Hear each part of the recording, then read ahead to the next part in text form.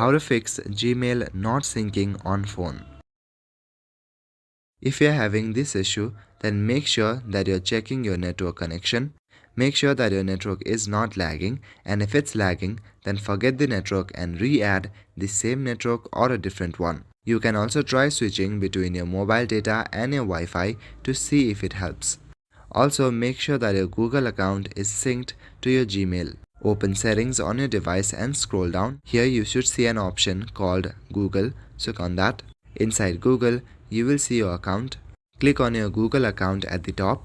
After that, select Manage Accounts and you will land here. Select the Google account that you are having issues with. Now you will see the option Sync Account. Click on it.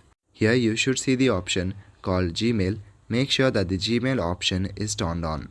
Another thing that you can try is to look for any kind of updates that may be available. Open Play Store or App Store on your device and search for Gmail. After that, look for any updates that may be available for Gmail. If there are updates available, then update your app. If not, then go back to your home page.